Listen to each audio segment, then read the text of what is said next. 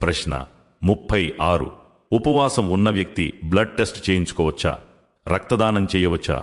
రక్తం రావడం వల్ల ఉపవాసం విరిగిపోతుందా? సమాధానం: ఉపవాసం కేవలం తినడం తాగడం అర్థంలో వచ్చే వాటితో లేదా షరియత్ స్పష్టంగా పేర్కొన్న వాటితోనే విరుగుతుంది. కాబట్టి ప్రతి రకమైన రక్తం బయటకు రావడం వల్ల ఉపవాసం విరగదు. బ్లడ్ టెస్ట్ కోసం కొద్దిగా రక్తం తీసుకున్న ఉపవాసం విరగదు. ఎందుకంటే అది చిన్న పరిమాణం. దానివల్ల శరీరంపై ఉపవాసంకు వ్యతిరేకమైన ప్రభావం ఉండదు. అలాగే గాయం వల్ల పంటి తీయించుకోవడం వల్ల లేదా ముక్కు నుంచి రక్తం వచ్చినా అవి అసంకల్పితంగా జరుగుతాయి. కాబట్టి వాటి వల్ల కూడా ఉపవాసం విరగదు. అయితే రక్తదానం చేయడంలో సాధారణంగా ఎక్కువ రక్తం తీస్తారు. దాంతో శరీరం బలహీనపడవచ్చు. అందువల్ల చాలామంది సలఫీ ఉలమాలు దీనిని హిజామా, రక్తస్రావ చికిత్సతో సమానంగా పేర్కొన్నారు. ప్రవక్త ముహమ్మద్ సల్లల్లాహు అలైహి వసల్లం నుండి హిజామా గురించి హదీసుంది. హిజామా చేసేవాడు మరియు అతనిపై హిజామా చేయబడినవాడు ఇద్దరి ఉపవాసం విరుగుతుంది. సునన్ అబూ దావూద్. రక్తదానం ఎక్కువ రక్తం బయటకు రావడం వల్ల ఉపవాసంను బలహీనపరచవచ్చు. అందువల్ల అసలు మరియు ఉత్తమమైన విధానం ఏమిటంటే ఉపవాసి పగటిపూట రక్తదానం చేయకూడదు. ఇఫ్తార్ తర్వాత చేయాలి. ఎందుకంటే రాత్రిలో ఉపవాసం ఉండదు.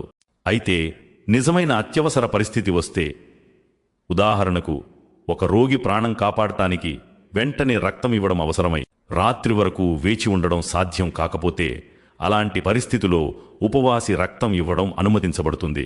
ఎందుకంటే ప్రాణరక్షణ ఒక పెద్ద శరయి అవసర సమయంలో షరియత్ అనుమతిస్తుంది.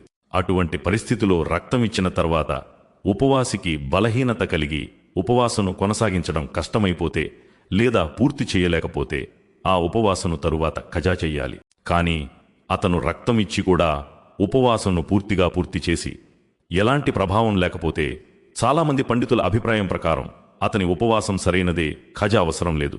ఎందుకంటే రక్తం బయటకు రావడాన్ని తినడం తాగడం సమానమైన ముఫ్తిర్గా ఖచ్చితమైన వచనం లేదు. ప్రశ్న 37. ఏ పనులు ఉపవాసం విరగ్గొట్టవు కానీ ఉపవాసం యొక్క పుణ్యాన్ని సవాబ్ ఖతం చేస్తాయి లేదా తగ్గిస్తాయి? జవాబు: ఈ విషయాన్ని అర్థం చేసుకోవడం చాలా ముఖ్యం. ఉపవాసం అంటే కేవలం ఆకలి దప్పులతో ఉండడం మాత్రమే కాదు. ఉపవాసం నిజానికి మన మొత్తం శరీరంతో చేసే ఆరాధన. అందుకే అల్లాహ్ ఉపవాసం యొక్క ఉద్దేశ్యాన్ని స్పష్టం చేశారు. ఓ విశ్వాసులారా, మీపై ఉపవాసాలు విధిగా నిర్ణయించబడ్డాయి, తద్వారా మీరు భయభక్తులు తక్కువ కలిగిన వారు కావాలని. అల్ బకరా 183. అంటే ఉపవాసం మనల్ని పాపాల నుండి ఆపడానికి మరియు అల్లాహ్ విధేయతను నేర్పడానికి ఉద్దేశించబడింది. ఒకవేళ మనిషి అన్నపానీయాలను వదిలేసి కానీ పాపాలను వదలకపోతే అటువంటి ఉపవాసం అల్లాహ్ దగ్గర ఎటువంటి విలువలేంది కావచ్చు. ప్రవక్త ముహమ్మద్ సల్లల్లాహు అలైహి వసల్లం ఇలా అన్నారు: ఎవరైతే అబద్ధం ఆడటం మరియు చెడు పనులు చేయడం వదలరో వారు అన్నపానీయాలు మానేయడం అల్లాహ్కు ఏమాత్రం అవసరం లేదు. ఈ హదీసు ఉపవాసం యొక్క అసలు ప్రమాణాన్ని తెలియజేస్తుంది. ఉపవాసం విరగ్గొట్టవు కానీ పుణ్యాన్ని కాల్చివేసే తప్పులు: అబద్ధం ఆడటం, వెన్నుపోటు మాటలు, గీబత్ మరియు చాడీలు చెప్పడం, బూతులు తిట్టడం లేదా గొడవపడటం, హరాం నిషిద్ధమైన వస్తువులను చూడటం, చెడు ఆలోచనల్లో మునిగి ఉండటం, మోసం చేయడం లేదా అక్రమ సంపాదన, సోషల్ మీడియాలో పాపాలు చేయడం, ఇవన్నీ ఉపవాసం యొక్క ఉద్దేశానికి విరుద్ధమైనవి. ప్రవక్త సల్లల్లాహు అలైహి వసల్లం ఇలా సెలవిచ్చారు: మీలో ఎవరైనా ఉపవాసంతో ఉన్నప్పుడు అశ్లీల మాటలు మాట్లాడకూడదు, గొడవ అరుపులు చేయకూడదు. ఒకవేళ ఎవరైనా అతన్ని తిట్టినా లేదా గొడవకు దిగినా నేను ఉపవాసంతో ఉన్నాను అని చెప్పాలి. అంటే ఒక ఉపవాసం ఉన్న వ్యక్తి యొక్క గుర్తింపు అతని ప్రవర్తన అఖ్లాక్ ద్వారా తెలియాలి. నేడు చాలామంది ఉపవాసం ఉంటారు కానీ అబద్ధాలు, చాడీలు, చెడు వీడియోలు, గొడవలు అన్నీ కొనసాగిస్తూనే ఉంటారు. ఆ తర్వాత అడుగుతారు, ఉపవాసం ప్రభావం మనపై ఎందుకు పట్టం లేదు అని. ఎందుకంటే వారి శరీరం ఉపవాసంలో ఉంది కానీ వారి ఆత్మ కాదు. గుర్తుంచుకోండి, ఆకలితో ఉండే ఉపవాసం శరీరానికి ఉపయోగపడుతుంది, కానీ పాపాల నుండి దూరంగా ఉండే ఉపవాసం హృదయాన్ని మారుస్తుంది. ప్రశ్న 38. రమదాన్లో అన్నిటికంటే శ్రేష్టమైన ఆరాధన ఏది? ఉపవాసమా, నమాజా, ఖురాన్ పారాయణమా, సదకా దానం లేదా జిక్ర్ స్మరణ? జవాబు: రమదాన్ రాగానే ఒక సాధారణ ప్రశ్న తలెత్తుతుంది. కొందరు అంటారు అన్నిటికంటే పెద్ద ఆరాధన ఉపవాసమని, మరికొందరు అంటారు లేదు తరావీహ్ అన్నిటికంటే శ్రేష్టమైనది అని, ఇంకొందరు అంటారు ఖురాన్ పూర్తి చేయడం అన్నిటికంటే గొప్ప పని అని, మరికొందరు అంటారు సదకా దానం అన్నిటికంటే శ్రేష్టమైనది అని. అయితే అసలు వాస్తవం ఏమిటి? అల్లాహ్ ఉపవాసం యొక్క ఉద్దేశ్యాన్ని ఇలా వివరించారు: ఓ విశ్వాసులారా, మీపై ఉపవాసం విధిగా నిర్ణయించబడింది తద్వారా మీరు తక్కువ భయభక్తులు కలిగిన వారు కావాలని. అంటే రమదాన్ అసలు లక్ష్యం అల్లాహ్ ఆజ్ఞను పాటించే జీవితం. ఇక్కడ ఒక చాలా ముఖ్యమైన విషయాన్ని అర్థం చేసుకోండి. తక్వ అంటే కేవలం భయం అని మాత్రమే కాదు. తక్వ అంటే మనిషి అల్లాహ్ ఆజ్ఞ ప్రకారం ప్రవక్త ముహమ్మద్ సల్లల్లాహు అలైహి వసల్లం చూపిన పద్ధతిలో నడవడం, తన ఇష్టానుసారం కాకుండా ఏది తగ్గించకుండా పెంచకుండా మరేది కలపకుండా నడవడం. అందుకే అల్లాహ్ ఈ ప్రమాణాన్ని స్పష్టం చేశారు: ఓ విశ్వాసులారా, అల్లాహ్కు విధేయత చూపండి మరియు ప్రవక్త రసూలుకు విధేయత చూపండి. మరియు ఇలా సెలవిచ్చారు: ఒకవేళ మీరు అల్లాహ్ను ప్రేమిస్తే నన్ను అనుసరించండి, అప్పుడు అల్లాహ్ మిమ్మల్ని ప్రేమిస్తాడు. ఈ సూత్రం ప్రకారమే రమదాన్ యొక్క అత్యంత శ్రేష్టమైన ఆరాధన. ఏదో ఒక్క పని మాత్రమే కాదు, బదులుగా మీరు అల్లాహ్ విధేయతలో పూర్తి రమదాన్ మాసాన్ని బలోపేతం చేయడం. ఉపవాసం, ఖియామ్ నమాజ్, ఖురాన్, సదకా దానం, జిక్ర్, ప్రవర్తన అఖ్లాక్, మరియు ఇదే ప్రవక్త ముహమ్మద్ సల్లల్లాహు అలైహి వసల్లం యొక్క సున్నత్. రమదాన్ యొక్క పూర్తి చిత్రం ఇలా ఉంది. ఖురాన్ హృదయాన్ని మృదువుగా చేస్తుంది. హృదయం మృదువైతే చేయి తెరుచుకుంటుంది దానం చేయడానికి. చేయి తెరిస్తే సదకా పెరుగుతుంది. సదకా పెరిగితే తక్వ బలపడుతుంది. మరియు తక్వ బలపడితే జీవితం ప్రవక్త సల్లల్లాహు అలైహి వసల్లం చూపిన విధేయత మార్గంలోకి వస్తుంది. అందుకే ప్రవక్త సల్లల్లాహు అలైహి వసల్లం రమదాన్ ఖియాము నమాజ్కు కూడా ఉపవాసానికి చెప్పిన పుణ్యాన్ని చెప్పారు. ఎవరైతే రమదాన్లో విశ్వాసంతో మరియు పుణ్యం ఆశించి ఖియామ్ నమాజ్ చేస్తారో వారి గత పాపాలు క్షమించబడతాయి. మరియు ఇలా అన్నారు: ఎవరైతే విశ్వాసంతో రమదాన్ ఉపవాసాలు పాటిస్తారో వారి గత పాపాలు క్షమించబడతాయి. అందుకే వాస్తవం స్పష్టంగా ఉంది. రమదాన్లో అన్నిటికంటే శ్రేష్టమైన ఆరాధన ఏదంటే, ఏది మిమ్మల్ని మరింత ముత్తకి భయభక్తులు కలవారుగా మారుస్తుందో అదే. మరియు ముత్తకి ఎవరంటే అల్లాహ్ ఆజ్ఞ ప్రకారం ప్రవక్త ముహమ్మద్ సల్లల్లాహు అలైహి వసల్లం చూపిన పద్ధతిలో నడిచేవారు. ప్రశ్న 39. షాబ్బే ఖద్ర్ కేవలం రమజాన్లోని 27వ రాత్రే ఉంటుందా? జవాబు: రమజాన్ చివరి 10 రోజుల్లో ఆఖరి అష్రాలో ఒక ప్రశ్న చాలా ఎక్కువగా రగబడుతుంది. షాబ్బే ఖద్ర్ కేవలం 27వ రాత్రే ఉంటుందా? ఎందుకంటే మన సమాజంలో సాధారణంగా 27వ రాత్రే షబ్బే ఖద్ర్ అని భావిస్తారు. ఈ కారణంగా చాలామంది మిగిలిన రాత్రులను సామాన్యమైనవిగా భావిస్తారు మరియు కేవలం 27వ రాత్రి మాత్రమే ప్రత్యేకంగా ఈ బాదత్ ఆరాధన చేస్తారు. కానీ మనం ఖురాన్ మరియు సహీ హదీసులను చూసినప్పుడు వాస్తవం వేరేగా కనిపిస్తుంది. అల్లాహ్ షబ్బే ఖద్ర్ యొక్క గొప్పతనాన్ని వివరిస్తూ ఇలా సెలవిచ్చాడు: నిశ్చయంగా మేము దీనిని ఖురాన్ను షబ్బే ఖద్ర్ ఘనత కలిగిన రాత్రిలో అవతరింపచేశాము. షబ్బే ఖద్ర్ అంటే ఏమిటో నీకు తెలుసా? షబ్బే ఖద్ర్ 1000 నెలల కంటే ఉత్తమమైనది. ఈ విషయాన్ని ప్రవక్త ముహమ్మద్ సల్లల్లాహు అలైహి వసల్లం గారి మరొక హదీస్ ఇంకా స్పష్టంగా వివరిస్తుంది.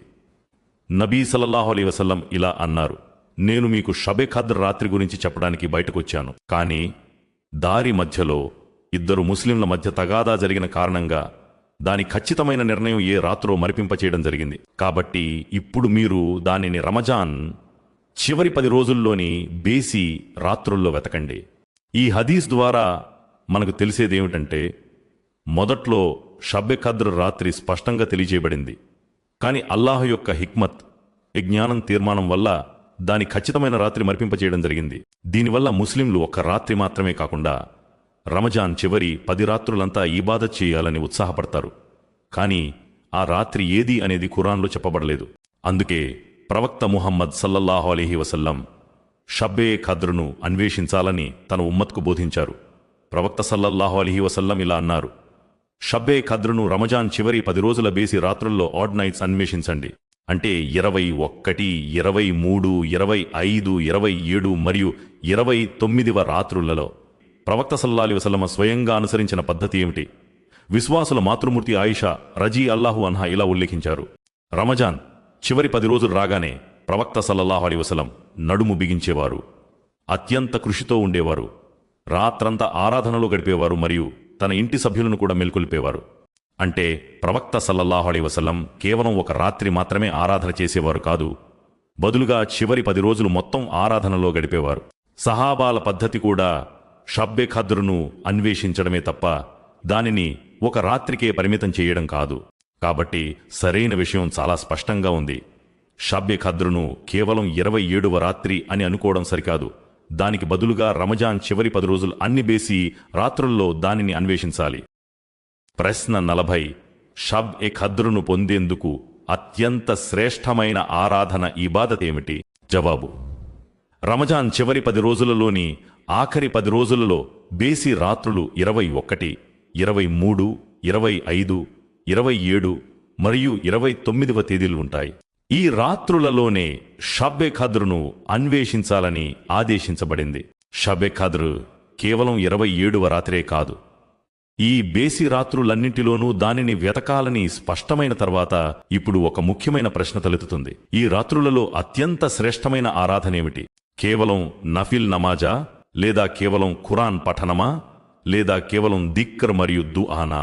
వాస్తవం ఏమిటంటే ప్రవక్త ముహమ్మద్ సల్లల్లాహు అలైహి వసల్లం ఈ రాత్రుల్లో ఆరాధన చేసే స్పష్టమైన పద్ధతిని వివరించారు. 1. ఖియాముల్ లైల్, రాత్రి నమాజు. అన్నిటికంటే ముందు ఖియాముల్ లైల్ అంటే రాత్రిపూట చేసే నమాజు. ప్రవక్త సల్లల్లాహు అలైహి వసల్లం ఇలా సెలవిచ్చారు: ఎవరైతే షబ్బే ఖద్రులో విశ్వాసం మరియు పుణ్యం పొందే ఉద్దేశంతో నమాజులో నిలబడతారో వారి గత పాపాలు క్షమించబడతాయి. ఈ హదీసు ద్వారా షబ్బే ఖద్రు రాత్రి నమాజు చదవడం అతిపెద్ద ఆరాధనల్లో ఒకటిని తెలుస్తుంది. 2. సమగ్ర ఆరాధన. ప్రవక్త సల్లల్లాహు అలైహి వసల్లం ఆరాధన కేవలం నమాజుకే పరిమితం కాలేదు. ఆయన సల్లల్లాహు అలైహి వసల్లం ఈ రాత్రులలో ఖురాన్ పఠనం, దుఆ, దిక్రు మరియు ఇస్తిగ్ఫార్, క్షమాపణ కోరడం కూడా సమృద్ధిగా చేసేవారు. అందుకే విశ్వాసుల మాతృమూర్తి ఆయిషా రజీ అల్లాహు అన్హా ఇలా అడిగారు: ఓ అల్లాహ్ ప్రవక్త, ఒకవేళ నాకు షబ్బే ఖద్ర్ లభిస్తే నేను ఏ దుఆ చదవాలి?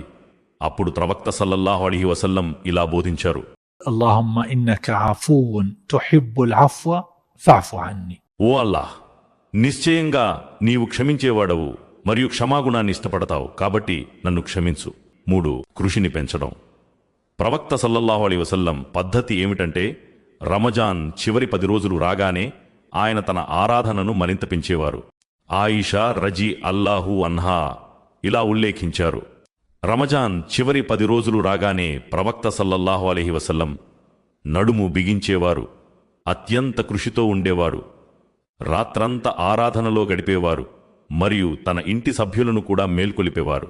అంటే ప్రవక్త సల్లల్లాహు అలైహి వసల్లం కేవలం ఒకే రకమైన ఆరాధన చేసేవారు కాదు, బదులుగా నమాజు, ఖురాన్ పఠనం, దుఆ మరియు దిక్ర్ ఇవన్నీ కలిపి చేసేవారు.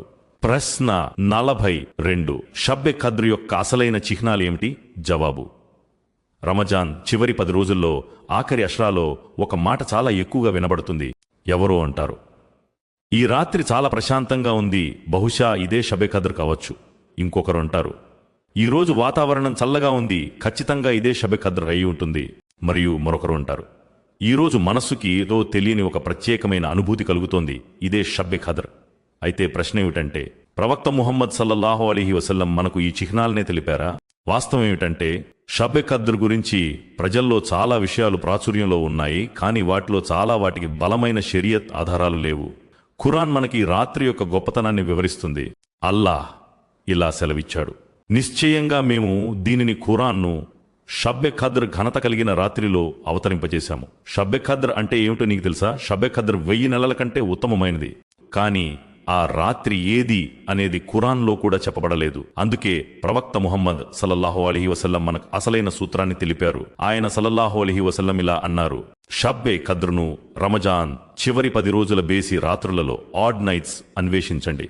అంటే 21, 23, 25, 27 మరియు 29వ రాత్రులలో. అయితే సహీ హదీసులో ఈ రాత్రికి సంబంధించిన ఒక స్పష్టమైన చిహ్నం వివరించబడింది. ప్రవక్త సల్లల్లాహు అలైహి వసల్లం ఇలా అన్నారు: షబ్బే ఖద్ర్ యొక్క గుర్తు ఏమిటంటే ఆ మరుసటి రోజు ఉదయం సూర్యుడు ఉదయించేటప్పుడు దాని కిరణాలు తీవ్రంగా తీక్షణంగా ఉండవు. అంటే సూర్యుడు మృదువైన వెలుతురుతో ఉదయిస్తాడు. మరియు ఖురాన్ ఆ రాత్రి యొక్క స్థితిని వివరిస్తూ ఇలా అంటోంది: ఆ రాత్రి తెల్లవారుజాము వరకు పూర్తిగా శాంతియుతంగా ఉంటుంది. అంటే ఆ రాత్రి అల్లాహ్ యొక్క కారుణ్యం, శుభాలు మరియు శాంతి అవతరిస్తాయి. కానీ ఒక ముఖ్యమైన విషయాన్ని అర్థం చేసుకోండి. ఈ చిహ్నాలు తరచుగా రాత్రి గడిచిన తర్వాతే తెలుస్తాయి. అందుకే ప్రవక్త సల్లల్లాహు అలైహి వసల్లం మనకు ముందుగా చిహ్నాలను వెతకమని నేర్పలేదు, బదులుగా బేసి రాత్రులలో ఆరాధన ఇబాదత చేయమని నేర్పారు. ప్రవక్త సల్లల్లాహు అలైహి వసల్లం స్వయంగా కూడా ఇదే చేసేవారు. విశ్వాసుల మాతృమూర్తి ఆయిషా రజీ అల్లాహు అన్హా ఇలా ఉల్లేఖించారు. రమజాన్ చివరి 10 రోజులు రాగానే ప్రవక్త సల్లల్లాహు అలైహి వసల్లం నడుము బిగించేవారు, అత్యంత కృషితో ఉండేవారు, రాత్రంతా ఆరాధనలో గడిపేవారు మరియు తన ఇంటి సభ్యులను కూడా మేల్కొలిపేవారు. అంటే ప్రవక్త సల్లల్లాహు అలైహి వసల్లం కేవలం ఒక్క రాత్రి మాత్రమే మేల్కొనేవారు కాదు, చివరి 10 రోజులు మొత్తం ఆరాధనను పెంచేవారు. కాబట్టి సారాంశం చాలా స్పష్టంగా ఉంది. షబ్బె ఖద్ర్ యొక్క అసలైన సున్నత్ ఏమిటంటే చిహ్నాలను వెతుకుతూ ఉండడం కాదు, బదులుగా రమజాన్ చివరి 10 రోజుల ప్రతి బేసి రాత్రిలో ఆరాధన చేయడం. అప్పుడే మనిషి షబ్బె ఖద్ర్ యొక్క గొప్ప శుభాల నుండి వంచితుడు కాకుండా ఉంటాడు. ప్రశ్న 42. ఇతికాఫ్ అంటే ఏమిటి? ఇతికాఫ్ కేవలం 10 రోజులు మాత్రమే ఉంటుందా, లేక 1, 2, 3 రోజులు కూడా ఉండవచ్చా? పురుషులు మరియు మహిళలు ఇతికాఫ్ ఎక్కడ ఉండాలి? జవాబు: ముందుగా ఇది అర్థం చేసుకోవాలి. ఇతికాఫ్ అంటే అల్లాహ్ ఆరాధన కోసం మసీదులో ఉండిపోవడం మరియు ప్రాపంచిక పనుల నుండి దూరమై పూర్తిగా అల్లాహ్ వైపు మరలటం. అల్లాహ్ ఖురాన్లో ఇలా సెలవిచ్చాడు, మరియు మీరు మసీదులలో ఇతికాఫ్ ఉన్నప్పుడు మీ భార్యలతో శారీరక సంబంధం పెట్టుకోకండి. ఈ వాక్యం ద్వారా ఒక ప్రాథమిక సూత్రం స్పష్టమవుతుంది. అదేమిటంటే ఇతికాఫ్ మసీదులోనే ఉంటుంది. అందుకే ప్రవక్త ముహమ్మద్ సల్లల్లాహు అలీహి వసల్లం మరియు సహాబాలు మసీదులోనే ఇతికాఫ్ ఉండేవారు. ఇప్పుడు ఇక్కడ ఒక ముఖ్యమైన ప్రశ్న తలెత్తుతుంది. మహిళలు ఎక్కడ ఇతికాఫ్ ఉండాలి? ప్రవక్త సల్లల్లాహు అలీహి వసల్లం కాలంలో పవిత్ర భార్యలు మస్జిద్ ఏ నబవీలో ఇతికాఫ్ ఉండేవాడు. ఉమ్ముల్ మూమినిన్ ఆయిషా రజీ అల్లాహు అన్హా ఇలా ఉల్లేఖించారు. ప్రవక్త సల్లల్లాహు అలీహి వసల్లం ఇతికాఫ్ ఉండేవారు మరియు ఆయన తర్వాత ఆయన భార్యలు కూడా ఇతికాఫ్ ఉండేవారు. దీని ద్వారా మహిళలకు కూడా అసలైన పద్ధతి మసీదులోనే ఇతికాఫ్ ఉండటమని తెలుస్తుంది. కానీ దీనికి 2 షరతులు అత్యంత అవసరం. పర్దా మరియు భద్రతకు పూర్తి ఏర్పాట్లు ఉండాలి. ఎటువంటి అనవసర కలయిక ఉండకూడదు. ఒకవేళ మహిళల కోసం సురక్షితమైన ఏర్పాట్లు ఉన్న మసీదు లేకపోతే అటువంటి పరిస్థితిలో మహిళ ఇతికాఫ్ ఉండకూడదు. ఎందుకంటే ఇంట్లో ఇతికాఫ్ ఉండడం అనేది ప్రవక్త సల్లల్లాహు అలైహి వసల్లం ద్వారా గాని, సహాబీల ద్వారా గాని లేదా పూర్వీకుల ద్వారా గాని నిరూపించబడలేదు. అందువల్ల సరైన మరియు సురక్షితమైన పద్ధతి ఏమిటంటే మసీదులో ఏర్పాట్లు ఉంటే అక్కడ ఇతికాఫ్ ఉండాలి, లేదంటే వదిలేయాలి. ఇప్పుడు మరొక ప్రశ్న అర్థం చేసుకోండి. ఇతికాఫ్ కేవలం 10 రోజులు మాత్రమే ఉంటుందా? ప్రవక్త సల్లల్లాహు అలైహి వసల్లం అలవాటు ఏమిటంటే ఆయన రంజాన్ చివరి 10 రోజుల్లో ఇతికాఫ్ ఉండేవాడు. ఉమ్ముల్ మూమినీన్ ఆయిషా రజీ అల్లాహు అన్హా ఇలా సెలవిచ్చారు. అల్లాహు ఆయనకు మరణం ఇచ్చే వరకు ప్రవక్త సల్లల్లాహు అలైహి వసల్లం రంజాన్ చివరి 10 రోజుల్లో ఇతికాఫ్ ఉండేవారు. ఆ తర్వాత ఆయన భార్యలు ఇతికాఫ్ ఉన్నారు. దీని ద్వారా రంజాన్ చివరి 10 రోజుల ఇతికాఫ్ అత్యంత శ్రేష్టమైన సున్నత్ అని తెలుస్తుంది. ఇతికాఫ్ ఎప్పుడు మొదలై ఎప్పుడు ముగుస్తుందో కూడా తెలుసుకోండి. ప్రవక్త సల్లల్లాహు అలైహి వసల్లం చివరి 10 రోజులు ఇతికాఫ్ చేసేటప్పుడు 20వ రంజాన్ రోజు ముగిసిన తర్వాత సాయంత్రం మగ్రిబ్ సమయంలో మసీదులో ప్రవేశించేవారు. దీనివల్ల 21వ రాత్రి నుండి ఇతికాఫ్ ప్రారంభమయ్యేది మరియు ఈ ఇతికాఫ్ ఈ చంద్రుడు కనిపించే వరకు కొనసాగేది. ఇతికాఫ్ ఉద్దేశ్యం కేవలం మసీదులో కూర్చోవడం మాత్రమే కాదు, అల్లాహ్తో సంబంధాన్ని బలపరుచుకోవడం. అందుకే ఇతికాఫ్ సమయంలో మనిషి వీలైనంత ఎక్కువగా ఆరాధనలో నిమగ్నమై ఉండాలి. అంటే ఖురాన్ పఠనం, నమాజు మరియు రాత్రి ఆరాధనలు, దువా మరియు దైవస్మరణ దిక్కర్, ఆపక్షమాపణ కోరడం, ఈస్తిగ్ఫార్ మరియు ప్రాపంచిక మాటల నుండి దూరంగా ఉండడం. ప్రశ్న 42. ఇతికాఫ్ యొక్క విశిష్టత ఏమిటి? ప్రతి ముస్లింపై ఇతికాఫ్ విధిగా ఫర్జు ఉంటుందా? ఏ విషయాల వల్ల ఇతికాఫ్ విరిగిపోతుంది? జవాబు: నిన్న మనం ప్రశ్న 41లో పురుషులు మరియు మహిళలు ఇద్దరి ఇతికాఫ్ మసీదులోనే ఉంటుందని, ఇంట్లో ఇతికాఫ్ చేయడం నిరూపించబడలేదని మరియు రమజాన్ చివరి 10 రోజులు ఇతికాఫ్ చేయడం ప్రవక్త ముహమ్మద్ సల్లల్లాహు అలైహి వసల్లం పద్ధతి అని అర్థం చేసుకున్నాము. ఇప్పుడు మొదటగా ఇతికాఫ్ యొక్క విశిష్టతను అర్థం చేసుకుందాం. ఇతికాఫ్ యొక్క అతిపెద్ద విశిష్టత ఏమిటంటే ఇది షబ్బె ఖద్రును పొందేందుకు ఒక గొప్ప అవకాశాన్ని ఇస్తుంది. అల్లాహ్ ఖురాన్లో ఇలా సెలవిచ్చాడు: షబ్బె ఖద్రు 1000 నెలల కంటే ఉత్తమమైనది. సూరహ్ అల్ ఖద్ర్ 3. అందుకే ప్రవక్త సల్లల్లాహు అలీహి వసల్లం చివరి 10 రోజులలో ఆరాధన పట్ల ప్రత్యేక శ్రద్ధ వహించేవారు. ఉమ్ముల్ ముమినీన్ ఆయిషా రజీ అల్లాహు అన్హా ఇలా ఉల్లేఖించారు.